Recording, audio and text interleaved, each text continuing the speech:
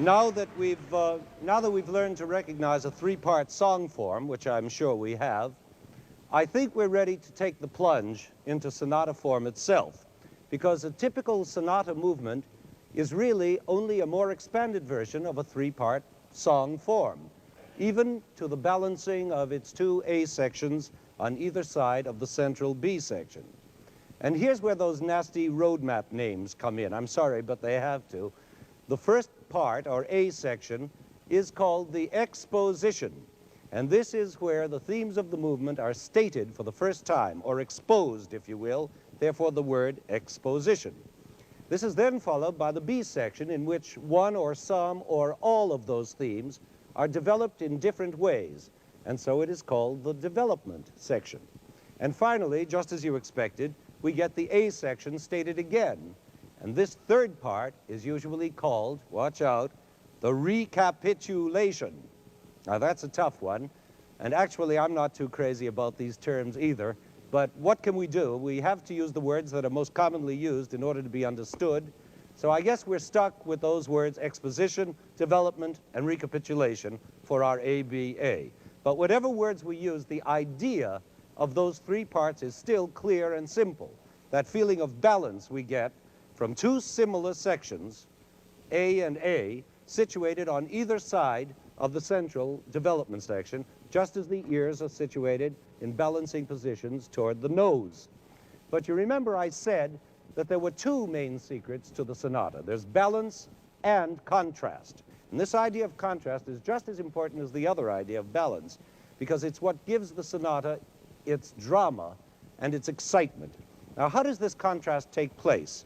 I'll show you, and here I'm going to have to get a little technical for a minute or two, but I'm sure you won't mind that, because what I'm going to show you now is very important. In fact, this is the root of the whole sonata business, and that is the sense of key, or tonality. Now, most music that we hear is written in one key or another. Not so much concert music that's written these days, but most of the music you're likely to hear is in a key. Now, for instance, the Beatles song we played before is in this key, and I love her. That's F major. But it could also be in G major, and I love her. Or it could be in C major, and I love her. Or in any of 12 other different major keys. Not 12 other, 12 in all. But whatever key it's in, let's say C major, you feel a key note, a center, or home plate, where the music belongs. It starts out from there and gets back to there. And that home plate center is called the tonic. And the tonic note is the first note of that scale. And the tonic chord is the chord you build on top of that note. That's it. Now, all the other notes of the scale also have names, but I won't bother you with them, except for this one, which I'd like you to remember, the dominant. That's the name given to the fifth note of any scale. 1, 2, 3, 4, 5. In this key of C major, the fifth note happens to be G. And the dominant chord is the chord that's built on that note. That's the dominant. Now comes the main event, how these two key centers, the tonic and the dominant, relate to each other. If I play a tonic and a dominant chord in that order, what do you feel? Something is left unfinished, unresolved, isn't it? You feel a desperate urge to get back to the tonic where you started, don't you? Okay, let's play those two chords in their reverse order, dominant and then tonic. Now you feel satisfied, don't you? So you see, that tonic is like a magnet. You can pull away from it, going to all kinds of other chords, other keys, other tonal centers, but in the end, the tonic always pulls you back. And out of this magnetic pull, away from and back to the tonic, classical sonata form is built. That's where the drama lies, the tension, in the contrast of keys with one another. Now let's see how this works in an actual piece of music by Mozart. The composer will naturally begin his sonata in the key of the tonic, and his opening theme will be in that key, as in this famous C major sonata by Mozart. Here's the main theme.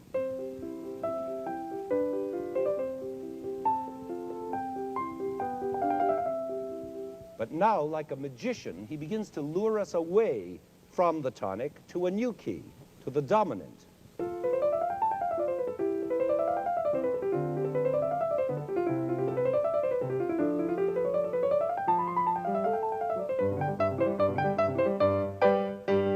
There we are in the dominant, in G major, in a whole new key.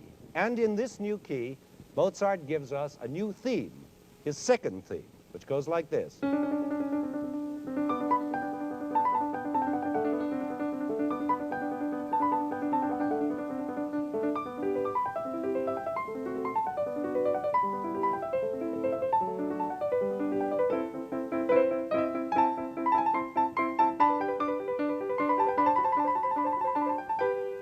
And then finally, still in this key of G major, he gives us a little fanfare-like tune with which he closes the exposition.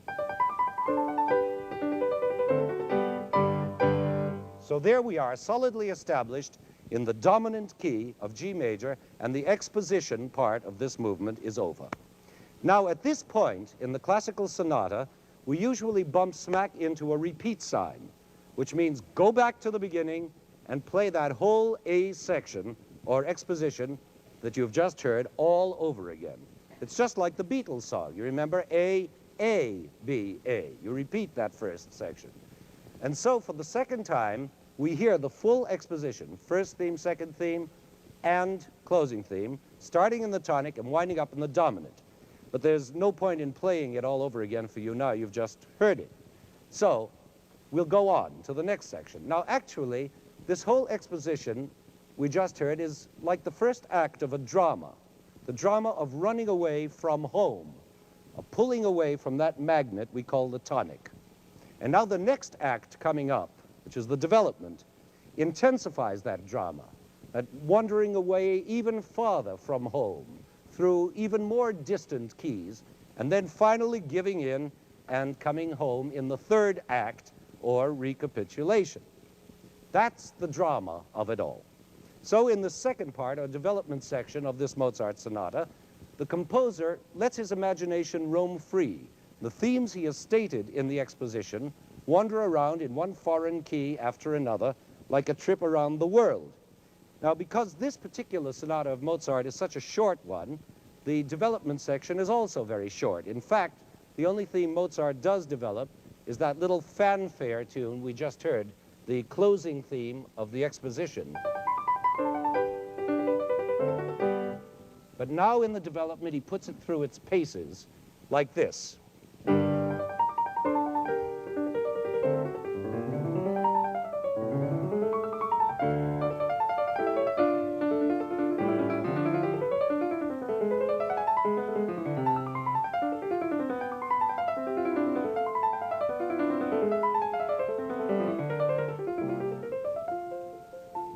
Which brings us back to the third and last section of this three-part sonata form, the recapitulation. And this is the moment when that magnet we were talking about finally wins out and draws us back home to the tonic.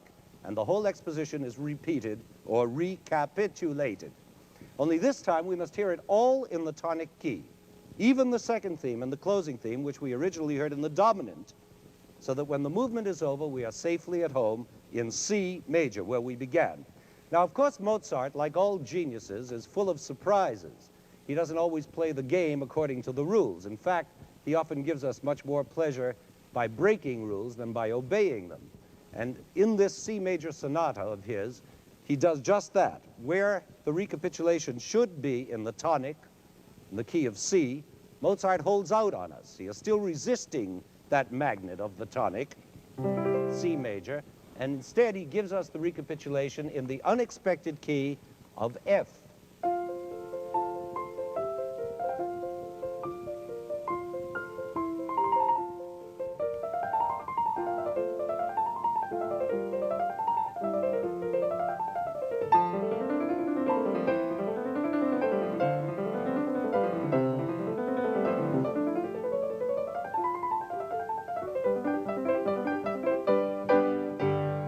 But But now Mozart yields and the magnet wins out after all, and the rest of this little movement is all safe and warm back home in C major.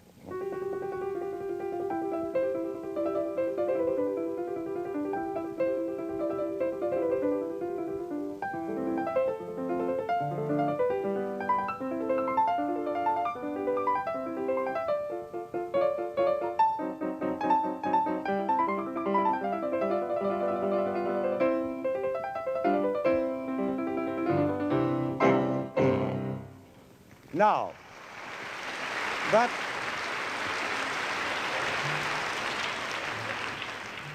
wasn't terribly hard to follow, was it? It's terribly hard to play, but it sounds much easier than it is. But it's not very hard to follow the form. You see now what I mean by balance and contrast. The balance of the three-part form, the exposition, the development, and the recapitulation, and the contrast of the tonic with the dominant. Of course, there's much more to it than we can explain in this brief hour. The contrasting key is not always in the dominant. Rules get broken left and right.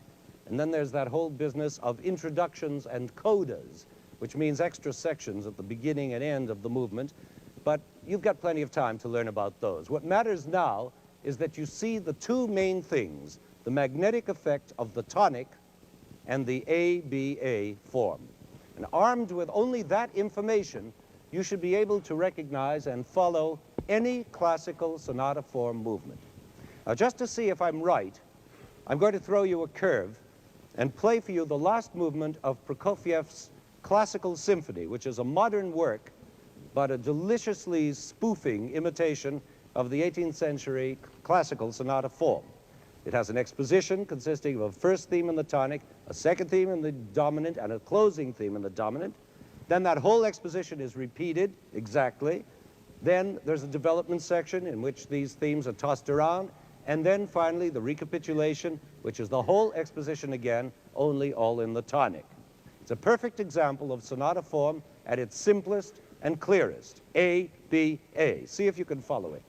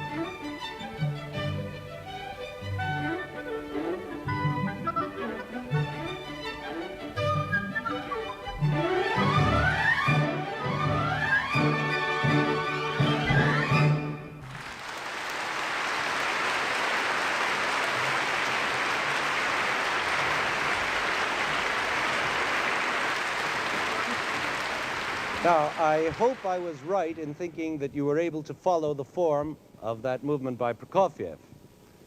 If I was wrong, you'll have another chance in a moment to try your luck. If I was right, then you're well on your way toward being a real music listener. Because, as I said before, anyone can enjoy a tune or a rhythm. That's easy.